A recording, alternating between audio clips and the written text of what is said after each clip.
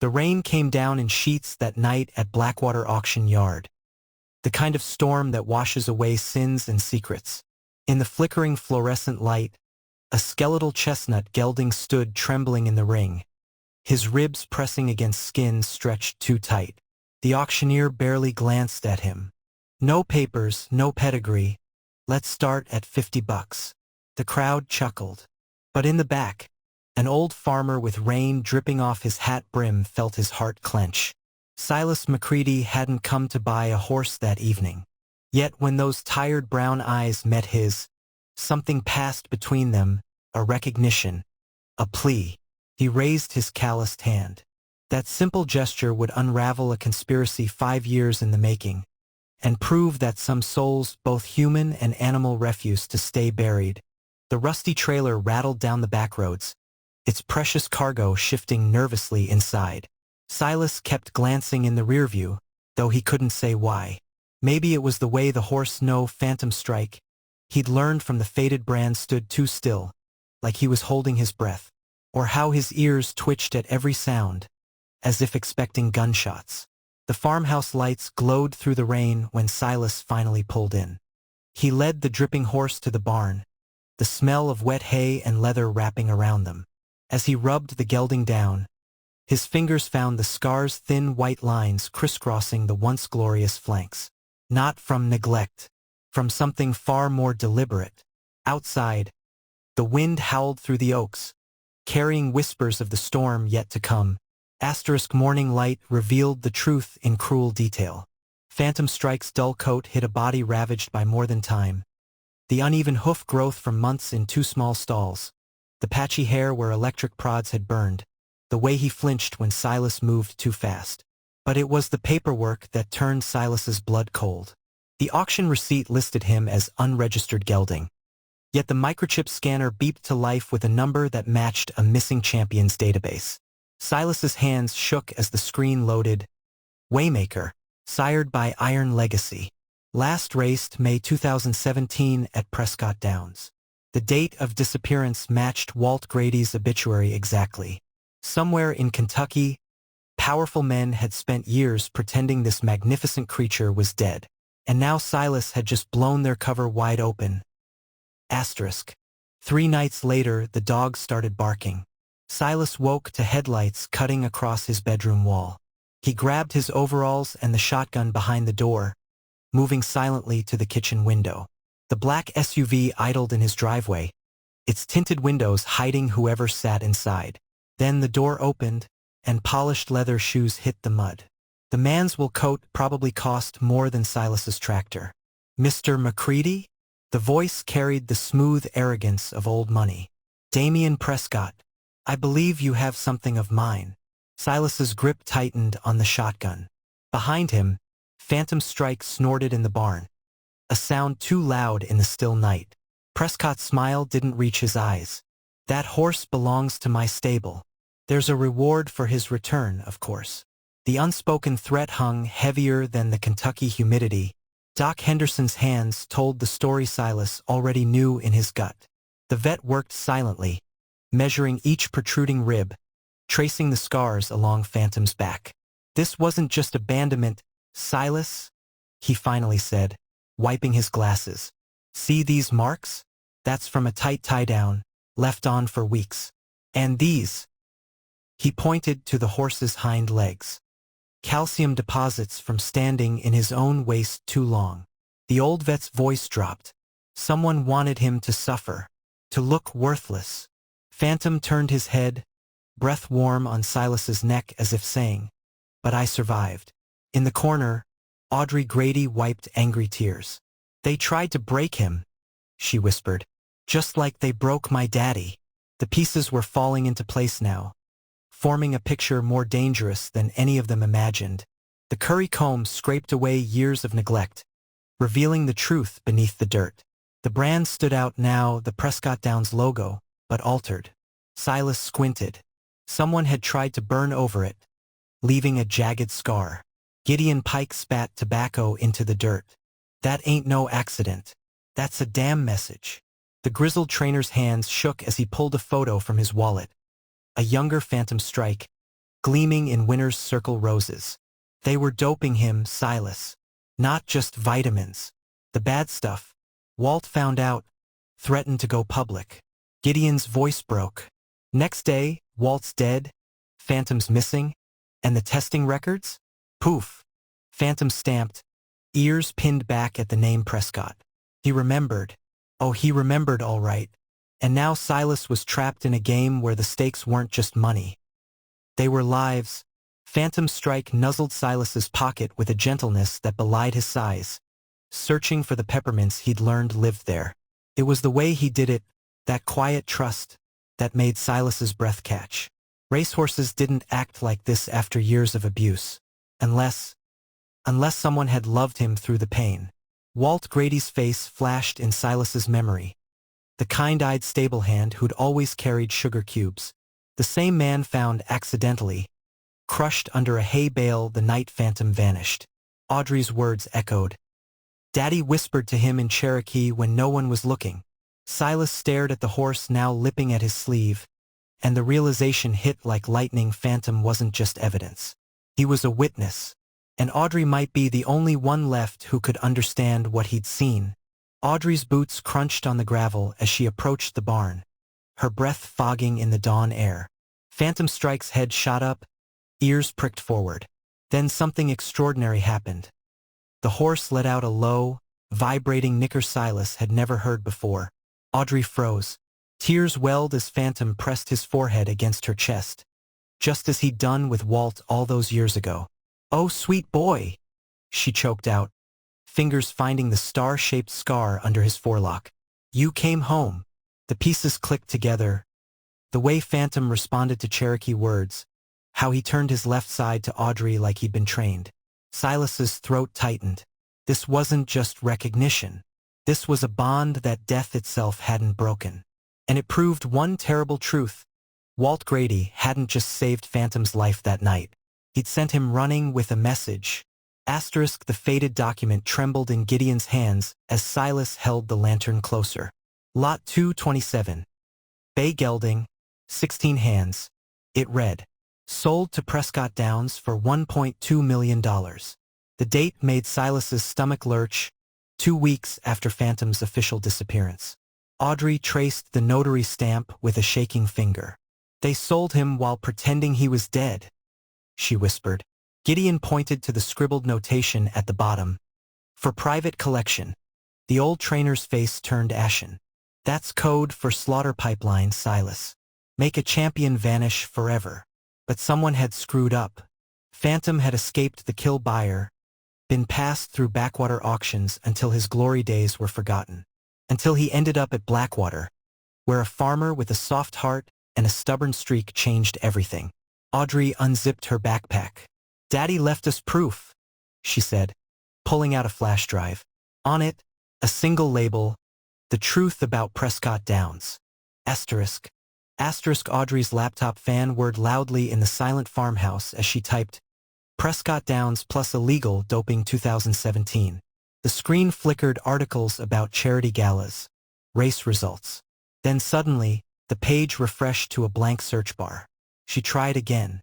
Walt Grady death investigation. Same result. "They're monitoring these searches," she breathed. Phantom Strike stamped in the barn, sensing their rising panic.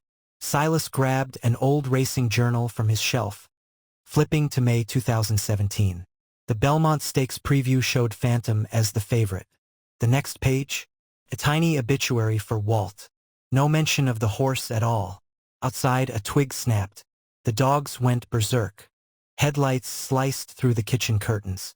Audrey's hand clamped onto Silas's arm, her nails digging in. "They're here," she whispered. "And they know we know."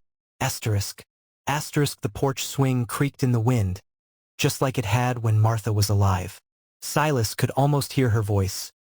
"You and your soft heart, Silas McCready." She'd said it every time he brought home another stray. The three-legged coonhound, the orphaned calf. But this was different. The SUV's engine idled ominously in his driveway. Inside, Audrey clutched the flash drive like a lifeline. Phantom Strike paced his stall, sensing danger. Silas reached for the shotgun above the door, the one he hadn't touched since Martha's funeral. The metal was cold, unfamiliar. He'd spent 60 years avoiding trouble, tending his land in quiet solitude. But as the car doors slammed outside, he realized some trouble walks right up your driveway, and some gifts like a broken-down $50 horse come with ghosts attached. Asterisk. Silas wiped the grime from the old racing trophy with his sleeve, revealing the engraved date, May 2017. Beneath it lay a faded photograph, Phantom Strike standing proud in the winner's circle, Walt Grady grinning beside him with a hand on his gleaming neck. The date stamp proved everything. This was taken 3 days before they both disappeared, Gideon muttered. Audrey's breath hitched as she pointed to the background, Damian Prescott whispering with a man in a lab coat, exchanging something that wasn't a trophy. Phantom snorted loudly, pawing at the ground. He remembered that day too.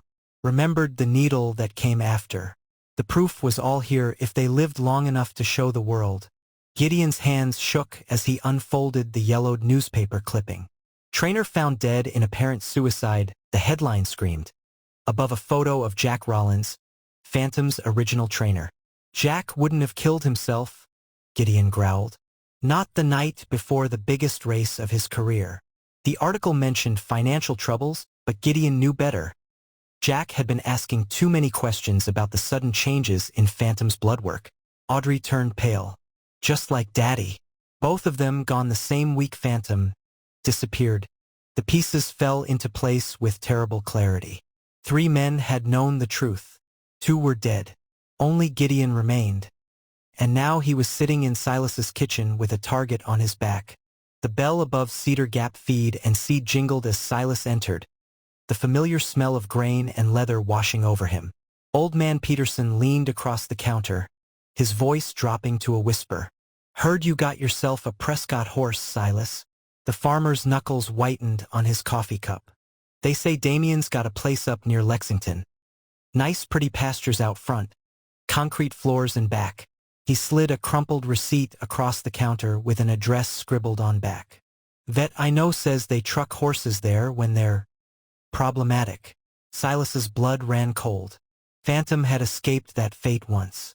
If Prescott's men got their hands on him again, there wouldn't be a second miracle.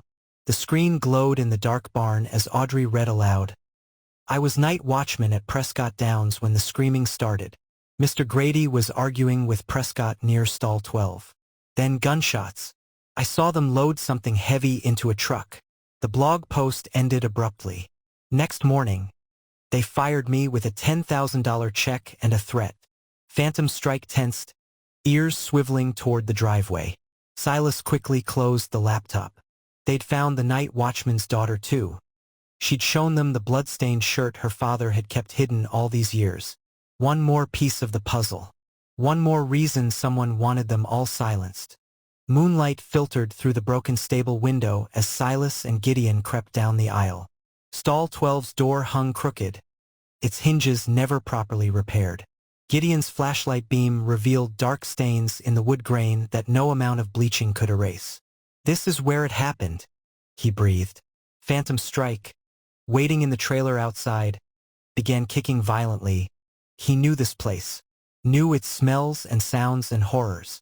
Silas's fingers brushed something metallic under the straw, a bent .45 casing. The proof was all here. Walt Grady hadn't died in any hayloft accident. He'd been executed in the stall for trying to save a horse.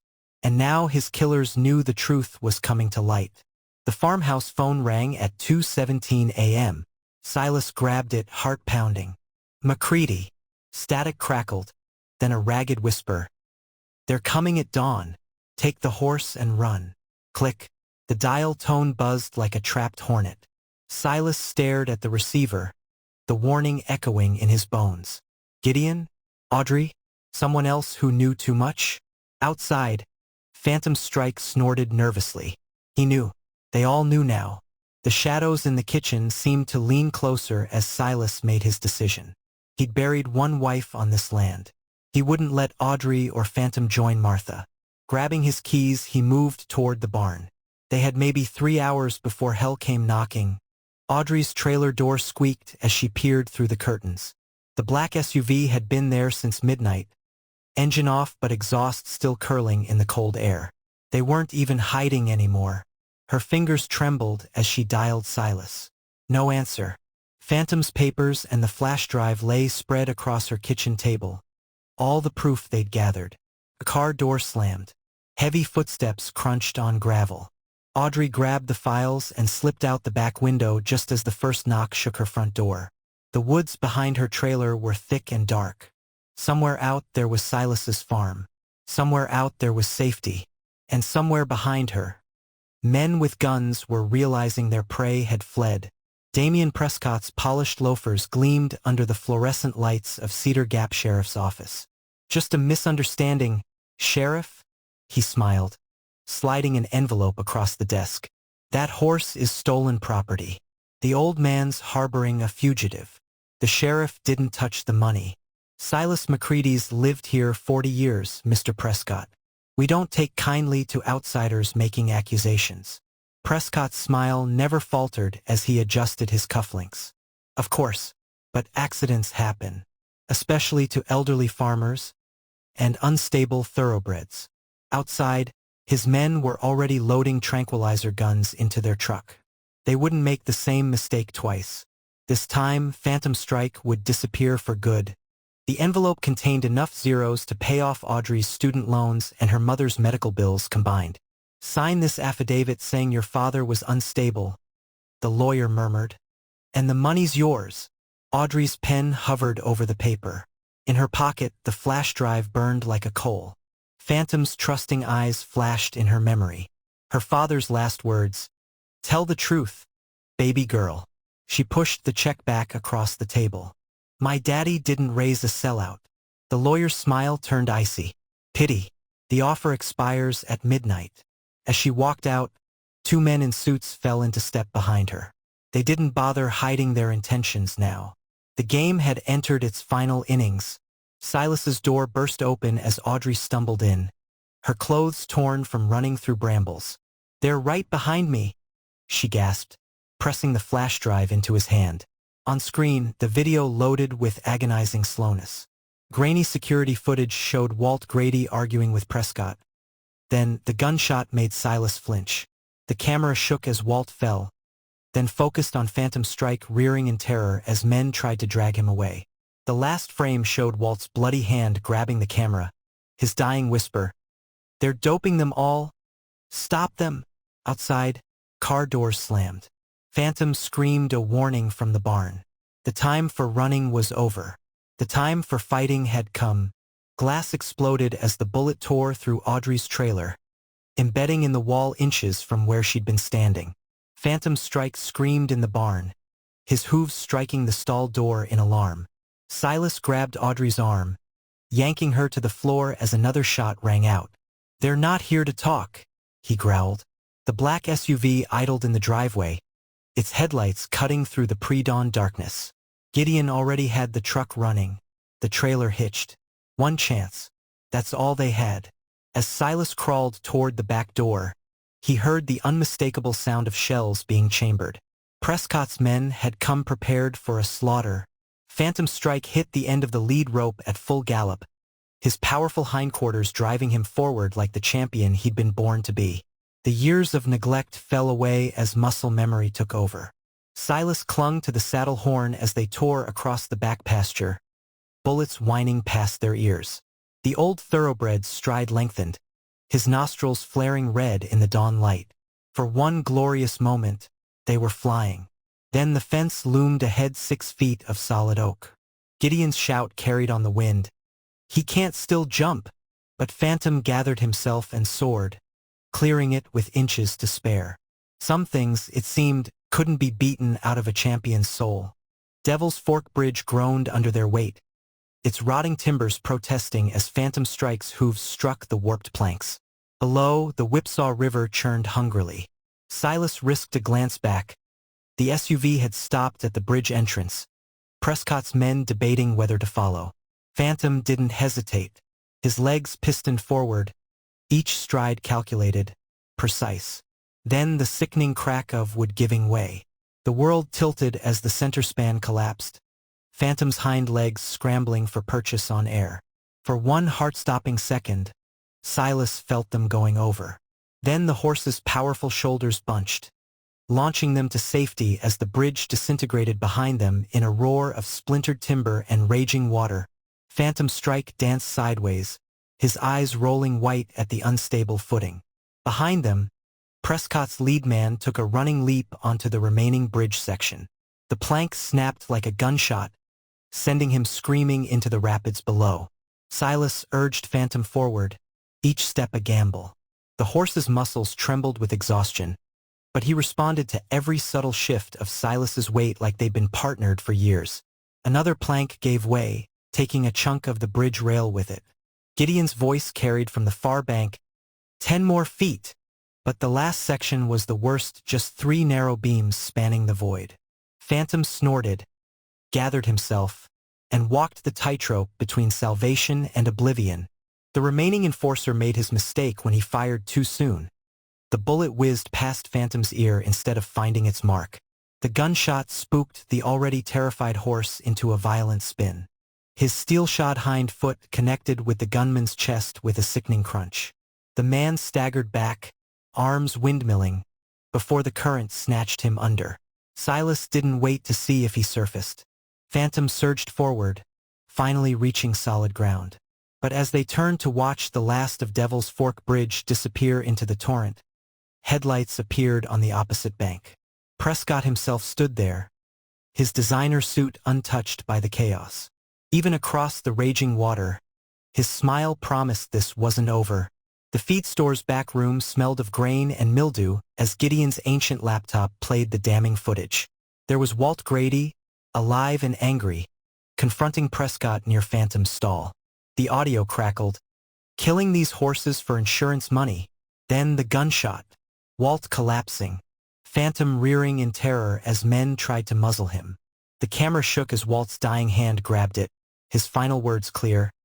"They're doing it to all the slow ones. Proofs in the vet records." Silas's hands clenched into fists. This wasn't just about one horse. Prescott had been systematically killing off underperforming champions for years, collecting millions in insurance while the racing world mourned tragic accidents. And Phantom Strike? He'd been meant to disappear just like the others. Audrey traced her father's face on the screen, tears dripping onto the keyboard. In the grainy footage, Walt's mouth moved silently after the gunshot, his hand reaching toward the camera one last time. Gideon rewound it, enhancing the audio. The whisper emerged like a ghost from the past. "Audrey, don't let them." A sob caught in her throat. Phantom Strike nuzzled her hair, as if offering what comfort he could. The horse had been there that night, had seen Walt fall, had carried his last message across 5 long years, through auctions and abuse, straight to her. Silas placed a calloused hand on her shoulder. "We won't," he promised them both. Some debts demanded payment in full. Gideon's veterinary light revealed what years of neglect had hidden. The precise pattern of scars on Phantom's legs matched the photos of stall 12 splintered with grain. "He was tied down when it happened," Gideon muttered. "See these marks? Rope burns from struggling." The horse flinched as they examined his mouth, the cracked tooth from where they'd forced a bit too deep to muzzle his screams. But most damning was the healed bullet groove along his ribcage. "They shot at him too," Audrey realized. "Daddy must have cut him loose." Phantom stood quietly, his breathing steady now that the truth was out. The evidence was all there, written in scar tissue and trauma. A champion who'd survived to tell his story. The microfilm machine word as the Cedar Gap Gazette from May 2017 came into focus. The small article on page 7 bore no byline. Local stable hand Walter Grady, 52, died in an apparent accident at Prescott Downs yesterday. No mention of the gunshot wound the coroner had noted in his private files. No mention of the missing champion racehorse. Just 3 sentences, tucked between a tractor sale ad and church social notice. Audrey's fingers trembled as she copied the page. Beside her, Phantom Strike stood watch, his ears pricked toward the library doors. They'd buried her father's death just like they'd tried to bury him. But some truths refused to stay underground. The display case at Prescott Downs gleamed under museum lighting, filled with silver cups and rose blankets. But the 2017 Bloodstone Derby slot stood conspicuously empty. They had to vacate the win, Gideon explained. When Phantom disappeared, the racing commission stripped it. Silas studied the blank space where his horse's glory should have been. Then he reached into his saddlebag, producing the only trophy Prescott hadn't managed to steal Phantom's unbroken spirit. The old thoroughbred stood tall in the parking lot, his head high despite the scars, his eyes clear despite the horrors he'd seen. Some victories couldn't be displayed in a case. Some champions didn't need roses to prove their worth. 3 sharp raps shook the farmhouse door at dawn. Sheriff Tate stood on Silas's porch, hat in hand, eyes darting to the barn where Phantom Strike stood watching. "Silas," he nodded, voice low. "Damian Prescott's got half the state police in his pocket. They're coming for that horse today." The sheriff's knuckles whitened on his belt buckle. "I can't stop them, but I can give you a head start." He turned to leave, then paused. "That Stablehands girl. She still got that video?" The unspoken message hung heavy between them. Some lines even corrupt men wouldn't cross. Some sins demanded justice. Sarah Calloway's press badge gleamed in the morning light as she studied the flash drive. The Lexington Herald-Star investigative reporter had chased Prescott for years. "This is bigger than one horse," she breathed, enhancing the footage. "That's Senator Claiborne's son in the background." The video showed the young politician accepting a briefcase from Prescott minutes before the gunshot. Phantom Strike snorted, sensing the shift in the room. Sarah's fingers flew across her laptop. "I'll need sworn affidavits from all of you. And Silas." She met his gaze. "You might want to hide that horse somewhere deep." The story was about to break. The question was, who would survive to see it published? Prescott's custom suit wrinkled as state police shoved him into the cruiser, his $1 million smile finally cracking. On Gideon's tiny TV, the news helicopter zoomed in on the handcuffs. Damian Prescott arrested on multiple counts of insurance fraud and conspiracy to commit murder, the anchor announced. Behind the reporter, workers loaded evidence from Prescott Downs: syringes, forged vet records, the stall 12 door itself. Audrey clutched her father's photo as Phantom Strike watched the screen. His ears pricked forward. The horse that was supposed to disappear had brought down an empire. But the victory felt hollow when the camera panned to Senator Claiborne, already distancing himself from the scandal. The real fight was just beginning. The grandstands erupted in jeers as workers removed the Prescott name from the marquee. Phantom Strike stood at the fence line, watching the only home he'd ever known crumble. Silas ran a hand down his scarred neck. "Not how you imagined coming back, huh boy?" The racing commission had already announced they'd reinstate Phantom's wins, his records, his rightful place in history. But the old horse didn't care about trophies. His ears swiveled toward the backstretch where grooms were leading out the other retired champions Prescott had hidden away, skinny, scarred, but alive. Some victories couldn't be measured in purse money. Rain fell on the deserted track as Phantom Strike walked the finish line alone, his hoofbeats echoing through empty stands. No roses, no cheering crowds, just Silas and Audrey watching as he paused at the exact spot where his photo had been taken 5 years earlier. The old thoroughbred lifted his head, nostrils flaring as if smelling the ghosts of his past glory. Then he turned and walked away, his job done. Some stories didn't need a happy ending. Some justice was simply survival. Doc Henderson's hands trembled as he signed the rehabilitation papers. "I treated Phantom after his first race," he admitted, wiping his glasses. "When he disappeared," the vet's voice broke. "We all knew what Prescott was doing. But the money, the threats." Phantom lipped at the old man's sleeve, offering forgiveness only a horse could give. Silas studied the newly cleaned brand on Phantom's shoulder, the altered Prescott mark now officially recorded as evidence. The system had failed this horse, failed Walt Grady. But today they'd taken the first step toward making things right.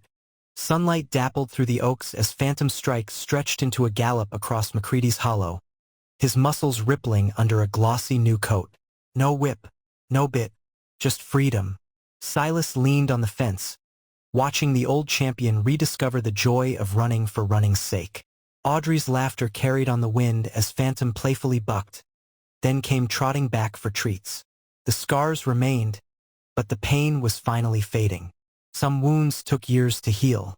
Some took the love of a girl and a farmer who refused to give up on a $50 horse. School buses lined the dirt road as children pressed against the paddock fence, eyes wide. "Is that really the horse from TV?" a little girl asked. Phantom Strike ambled over, nuzzling pockets for apples. Audrey handed out photos of his racing days beside the recent headlines exposing Prescott's crimes. Silas watched the kids' faces light up as Phantom performed his old starting gate routine on command. The legend had come full circle from champion to ghost, from ghost to survivor. And now he was teaching the next generation that some heroes walked on four legs. The embossed envelope contained what should have come years earlier: Phantom Strike's official reinstatement, prize money held in trust, and a belated apology for failing him. Silas snorted, tossing it on the kitchen table. "A little late, ain't it?" Outside, Phantom dozed in the sunshine, one hind leg cocked in contentment.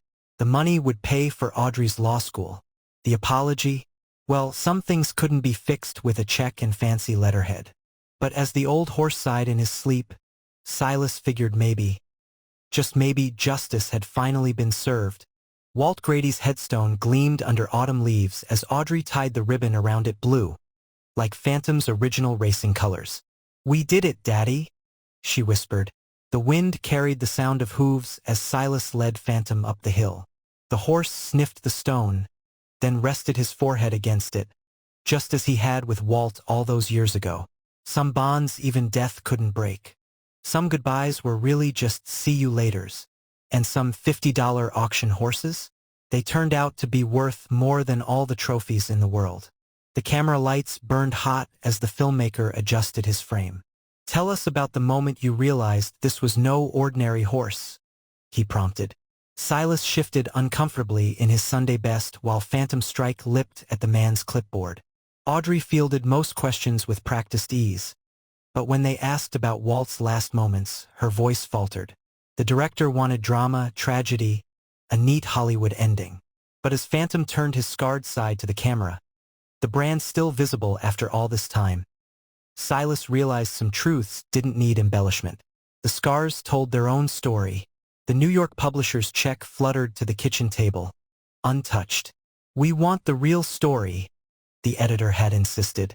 "The doping, the cover-up, the senator's involvement." Audrey stared at the number with too many zeros. Then she slid it back across the polished mahogany. "My father didn't die for a bestseller," she said quietly.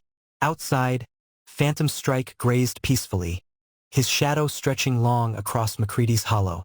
Some legacies were worth more than money. Some truths belonged to the people who'd lived them. The frisky chestnut colt pranced at his mother's side, all long legs and oversized ears. But when he turned to look at Silas, the old farmer's breath caught. Those were Phantom's eyes. Same intelligence, same quiet dignity. The vet's call confirmed it. Sired by Iron Legacy's last surviving son.